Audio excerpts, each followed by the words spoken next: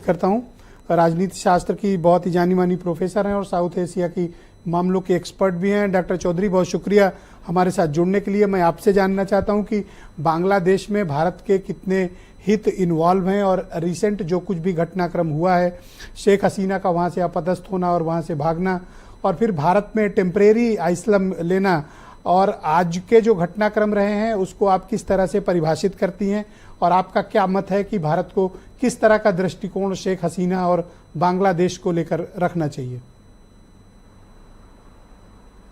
देखिए, जिस तरीके से भारत ने शेख हसीना की जो मौजूदा जरूरत थी एक तुरंत शरण देने वाली, उसको तो किया है मानवीय आधारों पे, लेकिन एक लॉन्ग टर्म में भारत अपनी विदेश नीति को अपने राष्ट्रीय हित के मद्देनजर ही देखेगा। और बांग्लादेश भारत के लिए, जैसा कि आप सबने कहा, कि एक बहुत ही विशेष महत्व का देश है और पिछले कुछ दिनों में हम दोनों देशों के बीच संबंधों में अभूतपूर्व सुधार हुआ है।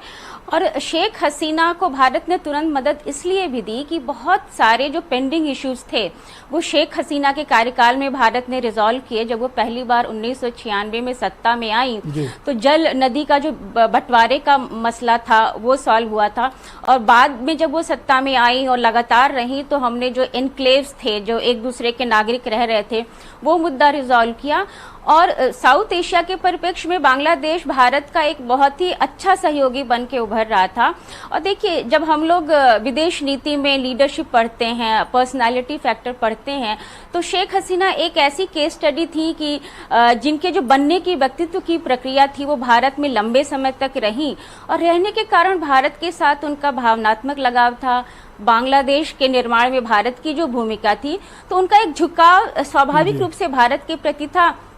इसलिए जब आप विश्लेषण करें कि जब भी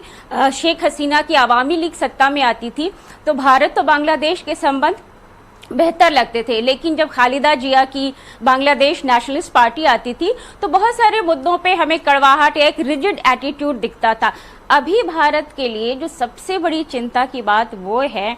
कि जो कोलिशन गवर्नमेंट का प्रस्ताव आर्मी चीफ ने दिया है, जिसमें कि अवामी लीग के शामिल होने का तो सवाल ही नहीं है, जमायत इस्लामी है, बांग्लादेश नेशनलिस्ट पार्टी है, तो उनका रुख भारत के लिए कैसा होगा, जिन अग्रीमेंट्स पे हमने साइन किए हैं उनका क्या होगा। तो भारत ने एक बहुत ही परिपक्व, मुझे लग रहा है कि वो कदम उठाएगा, और संसद में भी आज जिस तरीके की बात हुई, आपको क्या तो लगता भारत है निश्चित कि रूप ढाका से में हमने चाहेगा कि अपना वो सपोर्ट शेख हसीना को डिप्लोमेटिकली खो दिया है? अब हमारे पास वहाँ शेख हसीना जैसा कोई सपोर्ट अपोजिशन या कोलिशन गवर्नमेंट में नहीं है, और ये भारत की जो विदेश नीति है उसके लिए ये जो कुछ भी घटनाक्रम है या इंडिया के जो इंटरेस्ट हैं वो बहुत हद तक प्रभावित हो गए हैं बांग्लादेश में। हाँ, ये भारत के लिए तुरंत अभी निराशा की स्थिति है, लेकिन उम्मीद है कि भारत इस संकट का सामना सूझबूझ से करेगा। जो भी वहाँ सरकार होगी उससे संवाद स्थापित करने की कोशिश करेगा, क्योंकि देखिए, जो हमारे राष्ट्रीय हित हैं वो यथार्थवादी हैं। बांग्लादेश से संबंध सामान्य बनाए रखने की कोशिश भारत करेगा, क्योंकि यदि भारत सामान्य नहीं बनाता है तो आप जानते हैं कि जो दूसरी शक्तियां हैं, जैसे चीन है, उसका दक्षिण एशिया में कितना ज्यादा रुचि है, जिस तरीके से पाकिस्तान को प्रभावित करता है, नेपाल में उसने कितनी अहम भूमिका अपने लिए ढूंढ ली है। तो अगर भारत हटता है तो उसमें चीन के लिए बहुत ज्यादा जगह तैयार हो जाएगी। यही वजह है कि जो शेख हसीना के चुनावी गड़बड़ियों के आरोप लगे थे और अमेरिका खासतौर से बहुत नाराज था, भारत ने एक तरीके से अनऑफिशियली मध्यस्थ की भूमिका भी निभाई थी, क्योंकि लगातार यदि किसी दल पर ये आरोप लगे कि ये सत्ता में बने रहने के लिए कुछ भी कर सकती है तो जाहिर एक लोकतांत्रिक भावना के खिलाफ है, विश्वसनीयता का प्रश्न चिन्ह है। और यही वजह है कि आज करिए कि शेख हसीना को राजनीतिक तौर पर शरण देना या उन्हें टेम्परेरली अपने कंट्री में रखना, क्या कैश 2020 कोई कहे, ये कोई अपने आप में बड़ा असमंजस की स्थिति है भारत की सरकार के लिए कि अगर वो शेख हसीना को यहाँ राजनीतिक शरण देते हैं तो जो आने वाली सरकार है या कोलिशन गवर्नमेंट होगी, भारत के रिश्ते खराब होंगे। तो शेख हसीना को हमें शरण देनी चाहिए क्योंकि वो बहुत ग्रेट फ्रेंड रही हैं, वो और उनकी पार्टी की सरकार जब भी रही है। तो क्या हमें रिश्ते निभाने में जाना चाहिए या फिर उनसे दामन छुड़ा लेना चाहिए? देखिए, तुरंत भारत को तो शरण बिल्कुल देनी चाहिए, क्योंकि आखिर आप देश के रूप में आपकी एक छवि है, और जो एक सरकार आप अपने देश के लिए वो जैसी रही हो, जैसे कई बार कुछ मसलों पे हम डोमेस्टिक पॉलिसी और फॉरेन पॉलिसी में अंतर करते हैं, तो अपने देश की जनता में वो बहुत लोकप्रिय नहीं थी, लेकिन अगर भारत को निर्णय लेना है विदेश नीति के मुद्दों पे तो भारत के पक्ष में थी। तो भारत ने यदि उनको तुरंत जो शरण दी है वो एक उचित कदम है, क्योंकि कई बार जो आपके साथ दिया है जिस सरकार ने, और बहुत सारे मसले हमेशा के लिए सॉल्व हुए हैं, अगर आप तब भी साथ नहीं देते तो भविष्य में ये भी संदेश जाता कि आप भरोसेमंद नहीं है। लेकिन साथ ही साथ भारत हमेशा ये चाहेगा कि शेख हसीना भी सुरक्षित रहें, और साथ ही भारत की जो आबादी है, जिस तरीके की हमारी जनसंख्या का कॉम्पोजिशन है, जिस तरीके की बांग्लादेश की जनसंख्या, वहां भी जो अल्पसंख्यक हैं, सबकी सुरक्षा के मद्देनजर मुझे नहीं लगता कि भारत को उनको लॉन्ग टर्म या स्थायी असाइलम भारत देगा। आप ऐसा मानती हैं कि जो कुछ भी आंदोलन शेख हसीना के खिलाफ चल रहे थे, उनकी सरकार के खिलाफ चल रहे थे, भारत उसमें एक पक्ष बन गया जो शेख हसीना के साथ मजबूती से ओपनली खड़ा रहा, हमारी फॉरेन पॉलिसी ऐसी रही है, क्या अब उसकी वजह से नुकसान हुआ है या हमें न्यूट्रल रोल प्ले करना चाहिए था और हम वहां खुद पार्टी बन गए?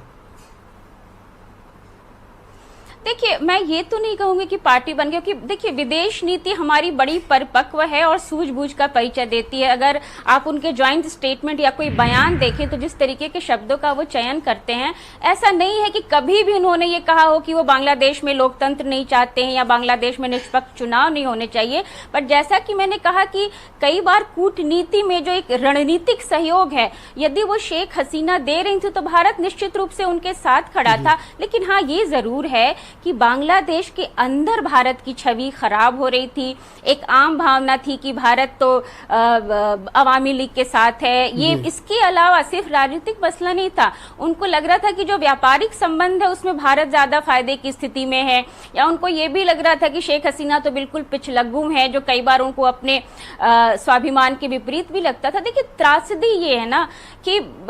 बांग्लादेश भारत के लिए कई मायनों में महत्वपूर्ण है। पहला तो ये कि जो द्विराष्ट्र सिद्धांत के तहत बांग्लादेश बना ही वो भारत के बहुत पक्ष में था, क्योंकि पाकिस्तान द्विराष्ट्र टू नेशन थ्योरी पे बना, बांग्लादेश जब अलग हो गया तो टू नेशन थ्योरी फेल हो गई, और ये भारत के हित में था कि भाई धर्म के आधार पे देश बनना उचित नहीं है। और भारत उस समय जो बात कह रहा था सही था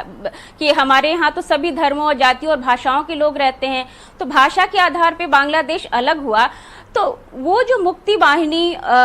को भारत ने समर्थन दिया, इतनी शरणार्थियों की समस्या हो गई, तो आज भी भारत के सामने वो संकट हो गया है कि जिस तरीके से वहां सड़कों पे अवामी लीग के जो कार्यकर्ता थे या जो हमदर्द थे उन पे हमला हुआ है, एक आशंका ये जताई जा रही है कि कल को भारत में शरणार्थियों की समस्या, बहुत बड़ी बड़ी घटनाएं हो रही है वहाँ पे, और स्पेशली मैंने देखा कि माइनॉरिटीज यानी हिंदू टारगेट है वहाँ पे।